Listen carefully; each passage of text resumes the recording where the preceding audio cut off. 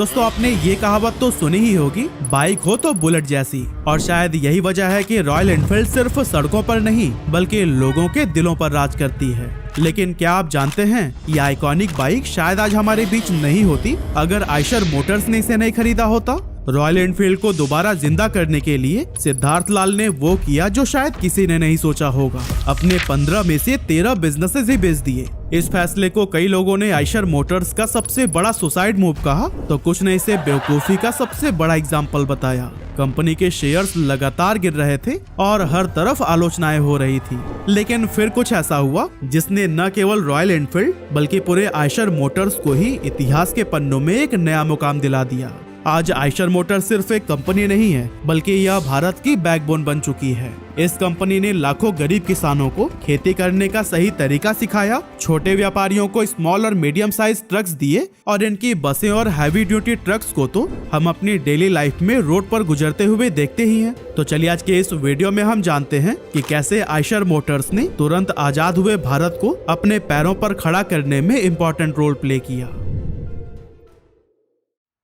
तो दोस्तों इस कहानी की शुरुआत होती है उस समय से जब हमारा भारत 200 साल की गुलामी से आजाद हुआ था। उस टाइम हमारी इकोनॉमी पूरी तरह से एग्रीकल्चर पर डिपेंडेंट थी। किसान पुराने मैनुअल तरीकों से खेती करते थे क्योंकि इंडिया में उस टाइम पर एग्रीकल्चरल मशीनरीज की भारी कमी थी, जिससे कि उनका काम बहुत टफ हो जाता था और प्रोडक्शन भी काफी लिमिटेड ही रह जाती थी। अब इसी प्रॉब्लम को ही सॉल्व करने के लिए एक इंडियन बिजनेसमैन मनमोहन लाल ने 1948 में गुड अर्थ नाम की कंपनी शुरू की, जिसका काम जर्मनी और अमेरिका से ट्रैक्टर्स को इंपोर्ट करके उन्हें अपने देश में बेचना था ताकि खेती में लगने वाली मेहनत को कम किया जा सके। वैसे तो ये आइडिया काफी सॉलिड था और एग्रीकल्चरल कंट्री होने की वजह से बहुत जरूरी भी, लेकिन प्रॉब्लम ये थी कि इंडिया उस टाइम अपनी इकोनॉमी को स्टेबलाइज करने की कोशिश कर रहा था।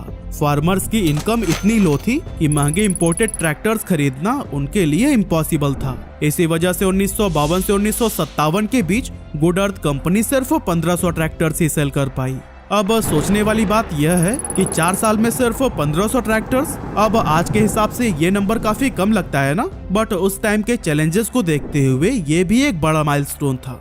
लेकिन दोस्तों हम तो आयशर कंपनी की बात कर रहे हैं ना, तो फिर वो कहाँ है? असल में हमें टाइम में थोड़ा पीछे चलना पड़ेगा, क्योंकि भले ही आयशर मोटर्स आज एक इंडियन कंपनी के तौर पर जानी जाती है, लेकिन इसकी शुरुआत जर्मनी में रहने वाले 2 गरीब भाइयों ने की थी, जोसेफ आयशर और अल्बर्ट आयशर। अब आप लोग स्टोरी में कंफ्यूज मत होइएगा, क्योंकि आगे चलते चलते सब कुछ कनेक्ट होने वाला है।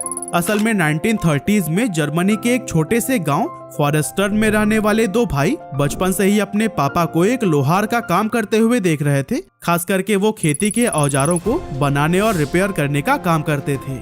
अब जोसेफ और अल्बर्ट का जो गांव था ना, वहाँ की मिट्टी काफी उपजाऊ थी, इसी वजह से वहाँ के ज्यादातर लोग एग्रीकल्चर पर ही डिपेंडेंट थे। लेकिन जो प्रॉब्लम इंडिया आजादी के बाद फेस कर रहा था, वही सेम प्रॉब्लम जर्मनी में लोग 20 साल पहले ही फेस कर रहे थे। मतलब कि उस समय ट्रेडिशनल मेथड्स जैसे बैल और घोड़ों का इस्तेमाल करके ही खेतों की जुताई की जाती थी। ऐसे में जब आयशर ब्रदर्स ने किसानों को दिन रात खेतों में खून पसीना बहाते हुए देखा, तो उन्हें ख्याल आया कि अगर खेती में हल चलाने और बाकी कामों के लिए कोई ऐसी मशीन बनाई जाए जो बैल या घोड़ों से ज्यादा तेज और ताकतवर हो, तो ये किसानों की जिंदगी बदल सकती है। और फिर अपने इसी सोच को लेकर उन्होंने पुराने टूल्स और मशीनरीज के साथ में एक्सपेरिमेंट करना शुरू कर दिया। और फिर इस तरह से 1936 में दोनों भाइयों ने एक ऐसा ट्रैक्टर मार्केट में उतारा जो कि छोटे किसानों के लिए काफी किफायती था, क्योंकि ये न सिर्फ कम फ्यूल में चलता था बल्कि इसे ड्राइव करना भी काफी आसान था। अब वैसे तो इसके बाद भी बहुत सारे इवेंट्स हुए, लेकिन आप बस यह जान लीजिए कि 1936 में शुरू हुई इस कंपनी ने बहुत जल्द जर्मनी से निकलकर ग्लोबल मार्केट में भी अपनी पहचान बना ली। अब एक तरफ तो आयशर के ट्रैक्टर्स तेजी से दुनिया में अपना मार्केट शेयर बढ़ाते जा रहे थे, वहीं दूसरी तरफ इंडिया को एक सस्ते और एफिशिएंट ट्रैक्टर की तलाश थी जो कि हमारे बजट में फिट हो सके। और फिर इसी दौरान आयशर ब्रदर्स ने इंडियन मार्केट में एंटर करने का सोचा, लेकिन प्रॉब्लम यह थी कि उस टाइम सरकार ने बहुत ही सख्त इंडस्ट्रियल पॉलिसीज बना रखी थी, जिसके तहत कोई भी फॉरेन कंपनी सिर्फ तभी इंडियन मार्केट में कदम रख सकती थी जब वो किसी इंडियन कंपनी के साथ में पार्टनरशिप करे। यही वजह थी कि आयशर ब्रदर्स भी एक ऐसी इंडियन कंपनी की तलाश कर रही थी जिसे इस सेक्टर का एक्सपीरियंस हो और जो इंडियन मार्केट और कस्टमर बिहेवियर को अच्छी तरह से समझती हो। और फिर आखिरकार उनकी ये तलाश गुड अर्थ कंपनी पर जाकर रुकी। साल 1958 में आयशर और गुड अर्थ कंपनी ने मिलकर Eicher tractor corporation of India limited नाम से एक ज्वाइंट वेंचर की शुरुआत की। एक्चुअली यह पार्टनरशिप इसलिए किया गया था ताकि भारत में पहली बार ट्रैक्टर का प्रोडक्शन शुरू किया जा सके। यानी कि अब गुड अर्थ कंपनी का काम सिर्फ ट्रैक्टर्स को इंपोर्ट करना नहीं था, बल्कि उन्हें भारत में मैन्युफैक्चर करना भी था। इसके लिए फरीदाबाद में एक बड़ी फैक्ट्री एस्टेब्लिश की गई, जो कि जल्द ही भारत के पहले ट्रैक्टर मैन्युफैक्चरर के तौर पर पहचानी जाने लगी। और फिर वो ऐतिहासिक पल आया साल 1959 में, जब फरीदाबाद की उसी फैक्ट्री से भारत का पहला स्वदेशी ट्रैक्टर लॉन्च किया गया, जिसका नाम था स्वराज। पहली बार भारतीय किसानों को एक ऐसा ट्रैक्टर मिला जो अफोर्डेबल, रिलायबल और उनकी जरूरतों के हिसाब से डिजाइन किया गया था। और फिर इसकी डिमांड इतनी तेजी से बढ़ी कि ये ट्रैक्टर पूरे भारत में पॉपुलर हो गए। इस सक्सेस के साथ ही कंपनी ने अपना नाम बदलकर Eicher tractor corporation of India limited से आयशर ट्रैक्टर्स इंडिया लिमिटेड कर दिया। लेकिन दोस्तों 1960s के एंड तक इंडियन ट्रैक्टर मार्केट में कंपटीशन ने जोर पकड़ लिया। महिंद्रा और स्कॉट जैसी बड़ी कंपनियों की एंट्री ने आयशर के लिए चुनौतियां खड़ा कर दी। सेल्स में लगातार गिरावट आने लगी और कंपनी के लिए सर्वाइवल तक मुश्किल हो गया। लेकिन यहीं पर मनमोहन लाल ने एक गेम चेंजिंग फैसला लिया। उन्होंने समझा कि सिर्फ प्रोडक्ट बेचना ही काफी नहीं होगा। अगर आयशर को मार्केट में अपनी पकड़ बनाए रखनी है तो उन्हें अपनी कोर ऑडियंस यानी कि किसानों के साथ में एक पर्सनल कनेक्शन भी बनाना होगा। लेकिन ये कनेक्शन बनेगा कैसे? तो फिर इसके लिए उन्होंने अपने सर्विस नेटवर्क्स को बढ़ाना शुरू कर दिया। साथ ही उन्होंने किसानों को ट्रेनिंग देना स्टार्ट किया कि कैसे वो खुद अपने खराब ट्रैक्टर्स की मरम्मत और देखभाल कर सकते हैं। यही पर्सनल कनेक्शन ही आयशर के लिए गेम चेंजर साबित हुआ और फिर इसी स्ट्रैटेजी ने ही आयशर को कंपटीशन में मजबूती से खड़ा रखा और इंडियन ट्रैक्टर इंडस्ट्री में अपनी अलग पहचान बनाने में मदद की। इसके बाद आया साल 1966, जब मनमोहन लाल के बेटे विक्रम लाल ने कंपनी के ऑपरेशंस को संभाला। विक्रम के नए आइडियाज और विजनरी लीडरशिप ने न सिर्फ आयशर ट्रैक्टर्स को नई ऊंचाइयों तक पहुंचाया, बल्कि इंडियन एग्रीकल्चर सेक्टर को भी पूरी तरह से बदल कर रख दिया। क्योंकि 1965 से 1975 के बीच विक्रम लाल ने आयशर के मैन्युफैक्चरिंग प्रोसेस को पूरी तरह से मेड इन इंडिया मॉडल में बदलने का फैसला किया। यानी कि पहले जो पार्ट्स और मैकेनिकल कंपोनेंट्स जर्मनी से इंपोर्ट किए जाते थे, अब वो सभी भारत में ही मैन्युफैक्चर किए जाने लगे। इससे प्रोडक्शन कॉस्ट काफी कम हो गई और पहले जहां ट्रैक्टर्स महंगे हुआ करते थे, अब वो सस्ते दामों पर मिलने लगे थे, जिसके चलते अब छोटे किसान भी इन्हें आसानी से खरीद सकते थे। इस बदलाव का फायदा ये हुआ कि खेती में मैकेनाइजेशन यानी मशीनीकरण का दौर शुरू होने लगा। किसानों की प्रोडक्टिविटी बढ़ गई, जिससे इंडियन एग्रीकल्चर सेक्टर में बहुत बड़ा बदलाव देखने को मिला। इसके बाद आया 1980s का टाइम, जब आयशर ट्रैक्टर्स ने वो कर दिखाया जो उस समय की भारत की बड़ी बड़ी कंपनीज के लिए सोचना भी मुश्किल था। असल में आयशर ट्रैक्टर्स ने अपनी ही पेरेंट कंपनी आयशर ट्रैक्टरों का टेक ओवर कर लिया। मतलब कि जिस कंपनी को दो जर्मन भाइयों ने शुरू की थी, वो अब इंडिया का हो चुका था। लेकिन ये सब हुआ कैसे, इसके पीछे भी बड़ी इंटरेस्टिंग स्टोरी है। असल में उस समय आयशर ट्रैक्टर्स इंडिया का एनुअल टर्नओवर लगभग 80 करोड़ रुपए था और ये इंडिया का एक जाना माना ब्रांड बन चुका था। लेकिन दूसरी तरफ इसकी पेरेंट कंपनी आयशर ट्रैक्टरों इकोनॉमिक स्लोडाउन से जूझ रही थी और कंपनी सीरियस फाइनेंशियल प्रॉब्लम्स का सामना कर रही थी। हालात इतनी खराब हो गई थी कि इस कंपनी पर कभी भी ताला लग सकता था। लेकिन दोस्तों, जब विक्रम लाल तक इसकी खबर पहुंची तो उन्होंने ठान लिया कि वो इस कंपनी को ऐसे बंद नहीं होने दे सकते। इसीलिए उन्होंने फॉरेन बैंक से कुछ लोन लिया और आयशर ट्रैक्टरों का टेक ओवर कर लिया। अब वैसे तो आयशर का ट्रैक्टर बिजनेस काफी सही चल रहा था और धीरे धीरे इसके मार्केट शेयर में इजाफा ही हो रहा था। लेकिन विक्रम लाल ने महसूस किया कि अगर उन्हें इस बिजनेस वर्ल्ड में कुछ बड़ा करना है तो सिर्फ ट्रैक्टर पर डिपेंडेंट रहना काफी नहीं होगा, बल्कि उन्हें मार्केट में और भी अपॉर्चुनिटीज की तलाश करनी होगी। इसीलिए उन्होंने ट्रक्स और बसेस का भी प्रोडक्शन शुरू करने का फैसला लिया। हालांकि उनका ये डिसीजन बहुत ही जोखिम भरा था, क्योंकि इस सेक्टर में पहले से ही कई बड़े प्लेयर्स जैसे टाटा और अशोक लेलैंड मौजूद थे, जिनसे कंपनी को भारी टक्कर मिलने वाली थी। लेकिन इन्हीं से ही मुकाबला करने के लिए आयशर ने जापान की पॉपुलर ऑटोमोबाइल मैन्युफैक्चरर मित्सुबिशी के साथ में 1982 में एक ज्वाइंट वेंचर की शुरुआत की, ताकि वो इंडियन मार्केट में लाइट कॉमर्शियल व्हीकल्स का प्रोडक्शन कर सके। 1982 में शुरू हुई इस ज्वाइंट वेंचर में मित्सुबिशी ने एडवांस जापानीज टेक्नोलॉजी और डिजाइन एक्सपर्टाइज दी, जबकि आयशर ने इंडियन मार्केट की गहरी समझ और अपनी मैन्युफैक्चरिंग कैपेबिलिटीज का इस्तेमाल किया। उस समय के स्मॉल और मीडियम साइज बिजनेसेस में फ्यूल एफिशिएंट और अफोर्डेबल ट्रक्स की डिमांड तेजी से बढ़ रही थी और फिर इन्हीं को ही टारगेट करते हुए कंपनी ने अपना पहला एलसीवी लॉन्च किया जिसका नाम था आयशर मित्सुबिशी कैंटर। ये light commercial vehicles medium size businesses के लिए एक परफेक्ट सोल्यूशन साबित हुआ।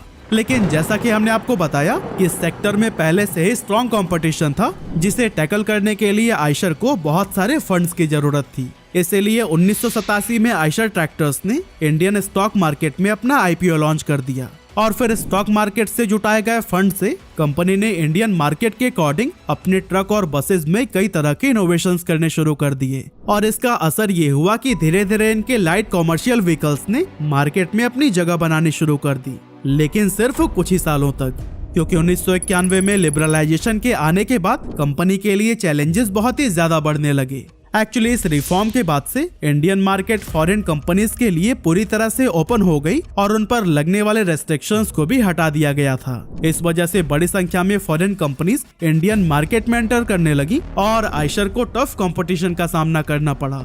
और दोस्तों कंपनी अभी इन सभी प्रॉब्लम से जूझ ही रही थी कि तभी कुछ ऐसा हुआ कि मित्सुबिशी से इनकी पार्टनरशिप हमेशा के लिए टूट गई।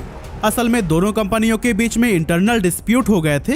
आयशर का मानना था कि वह इंडियन कस्टमर्स की जरूरतों को बेहतर तरीके से समझता है, इसीलिए उसे लोकल मार्केट के हिसाब से प्रोडक्ट्स को डिजाइन करने की फ्रीडम दी जानी चाहिए। लेकिन दूसरी तरफ मित्सुबिशी अपने टेक्नोलॉजी और डिजाइन पर पूरा कंट्रोल बनाए रखना चाहती थी। यह टकराव धीरे धीरे इतना बढ़ गया कि 1994 में दोनों कंपनियों ने म्यूचुअल अंडरस्टैंडिंग के साथ अपनी पार्टनरशिप को खत्म कर दिया। इस अलगाव से आयशर को एक बड़ा झटका तो लगा ही था, लेकिन अच्छी बात यह हुई थी कि इस कोलैबोरेशन की वजह से आयशर एडवांस जापानीज टेक्नोलॉजी को बहुत गहराई से समझ चुका था। ऐसे में पार्टनरशिप टूटने के बाद भी आयशर एलसीवी सेगमेंट में पूरी तरह से इंडिपेंडेंट होकर काम करने लगा। लेकिन इसी टाइम पीरियड में ही कंपनी ने एक ऐसा स्टेप लिया जो कि इसकी जर्नी में सबसे बड़ा गेम चेंजर साबित हुआ और वो था रॉयल एनफील्ड का एक्विजिशन। पहले तो आयशर मोटर्स ने इनफील्ड इंडिया के 26% स्टेक खरीदे, लेकिन फिर 1993 में उन्होंने अपनी इक्विटी बढ़ाकर 60% कर दी। इसके बाद से इनफील्ड इंडिया का नाम बदलकर रॉयल एनफील्ड मोटर्स लिमिटेड कर दिया गया। जी हाँ, वही रॉयल एनफील्ड जो आज इंडियन सड़कों की शान बन चुकी है। लेकिन कमाल की बात तो ये है कि जिस समय आयशर ने इसे खरीदा था उस समय कंपनी भारी लॉस में डूबी हुई थी। ऐसे में सवाल उठता है कि आखिर आयशर ने इस घाटे में चल रहे ब्रांड को खरीदा ही क्यों? असल में रॉयल एनफील्ड का इतिहास ही कुछ ऐसा था ना कि लोग इसे दिल से पसंद करते थे। यह वही कंपनी थी जिसकी बाइक्स वर्ल्ड वॉर 1 और 2 के टाइम पर ब्रिटिश सैनिकों की फेवरेट हुआ करती थी। भारत में भी 1954 में इंडियन गवर्नमेंट ने इनफील्ड इंडिया को 800 बाइक्स का ऑर्डर दिया था, जिसकी वजह से जल्द ही ये बाइक इंडियन पुलिस और सेना की पहली पसंद बन गई और इसे अब इंडिया के लोग पावर सिंबल के रूप में देखने लगे। लेकिन धीरे धीरे जब रेट्रो बाइक्स का ट्रेंड खत्म हुआ तो ये कंपनी बहुत बड़े लॉस में चली गई। पर दोस्तों तब भी आयशर मोटर्स को लग रहा था कि वह इस ब्रांड को दोबारा प्रॉफिटेबल बना सकते हैं, इसीलिए उन्होंने इस डील को फाइनल कर लिया। लेकिन दोस्तों काफी कोशिशों के बाद भी वो इस कंपनी को प्रॉफिटेबल नहीं बना सके और ये आयशर मोटर्स के लिए गले की हड्डी बन गई। धीरे धीरे इनकी बाइक्स की सेल्स ड्रॉप होने लगी, क्योंकि जहां इनकी कैपेसिटी हर महीने 6000 बाइक्स बनाने की थी वो सिर्फ 2000 ही बेच पा रहे थे और ऊपर से बाइक्स में बहुत सारे इश्यूज भी आ रहे थे जो कि आयशर के रेपुटेशन को इम्पैक्ट कर रहे थे। ऐसे में साल 2000 में कंपनी के चेयरमैन विक्रम लाल और सीनियर एग्जीक्यूटिव्स ने मिलकर फैसला किया कि अब उन्हें रॉयल एनफील्ड को बंद कर देना चाहिए। लेकिन उसी टाइम पर विक्रम लाल के बेटे सिद्धार्थ लाल, जिन्होंने 1 साल पहले ही कंपनी को ज्वाइन किया था, वो आगे आए और अपने पिता से 2 साल का समय मांगा कि वो इस लिमिटेड टाइम पीरियड में कंपनी को प्रॉफिटेबल बना के रहेंगे। इस तरह से रॉयल एनफील्ड की जिम्मेदारी सिद्धार्थ के हाथों में आ गई। उन्होंने खुद 1 महीने तक इस ब्रांड की बाइक्स को चलाया और इसकी खूबियां और खामियां पहचानी और फिर अपनी रिसर्च के आधार पर उन्होंने देश के यूथ को टारगेट करने के लिए बाइक्स में ढेर सारे बदलाव किए और फिर महज 2 सालों के अंदर ही रॉयल एनफील्ड की बाइक्स नए रंग रूप में फिर से शोरूम्स के अंदर दिखाई देने लगी और अब इसकी सेल्स में भी जबरदस्त उछाल देखने को मिल रहा था। इसके बाद आया साल 2006 जब सिद्धार्थ को आयशर मोटर्स का सीईओ और एमडी बना दिया गया, लेकिन इसके बाद भी उनका ज्यादा रुझान रॉयल एनफील्ड की तरफ ही रहा और इसे प्रॉफिटेबल बनाने के लिए इन्होंने कई सारे ऐसे फैसले लिए जो कि बहुत ही ज्यादा विवादित थे, क्योंकि सिद्धार्थ ने आयशर के 15 बिजनेसेस में से 13 को बेच दिया। असल में आयशर ग्रुप उस टाइम पर Eicher school of design, Eicher good earth furniture, Eicher cars, Eicher garment, Eicher finance और आयशर ट्रांसपोर्टेशन जैसे कुल 15 बिजनेसेस में डील कर रहा था। यहाँ तक कि इन बेचे गए 13 बिजनेसेस में आयशर का ट्रैक्टर बिजनेस भी था, जिससे कंपनी की नींव पड़ी थी।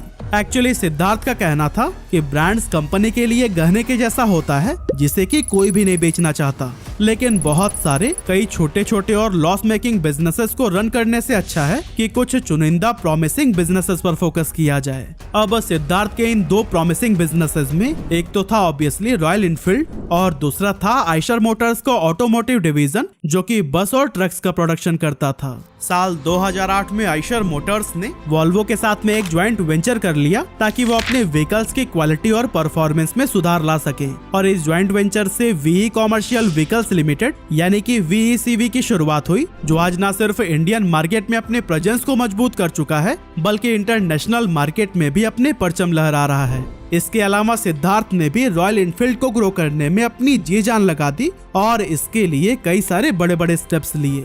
2012 में उन्होंने थंडरबर्ड 350 और 500 मॉडल्स लॉन्च किए, जो कि कंपनी की आइकॉनिक मोटरसाइकिल्स बन गए। इनकी सक्सेस ने रॉयल इनफील्ड को एक नई दिशा दी और इसके बाद क्लासिक 350 ने कंपनी की सबसे ज्यादा बिकने वाली बाइक का दर्जा हासिल कर लिया। लेकिन सिद्धार्थ की नजर सिर्फ इंडियन मार्केट तक सीमित नहीं थी, बल्कि उन्होंने इंटरनेशनल एक्सपेंशन के लिए भी कई सारे बड़े बड़े कदम उठाए, और इसका रिजल्ट सामने आया 2015 में, जब रॉयल इनफील्ड ने आयशर मोटर्स के टर्नओवर में 40% का कंट्रीब्यूशन देकर सबको हैरानी में डाल दिया था। अब अगर फाइनेंशियल ईयर 2024 की बात करें तो इस साल रॉयल इनफील्ड ने 9,12,732 बाइक्स बेची, जो कि पिछले साल के मुकाबले 9% ज्यादा है। जबकि वहीं वी कॉमर्शियल व्हीकल्स भी लगभग 34 देशों में अपने व्हीकल्स को सेल कर रहा है। 2017 में आयशर मोटर्स का रेवेन्यू 70 बिलियन रुपीस था, जो कि सिर्फ 7 सालों में ही बढ़कर 165 बिलियन रुपीस तक पहुंच चुका है। सिद्धार्थ लाल और उनकी टीम ने दिखा दिया कि अगर आप एक क्लियर विजन, सही डायरेक्शन और डिटर्मिनेशन के साथ आगे बढ़े तो फिर किसी भी चुनौती को पार किया जा सकता है।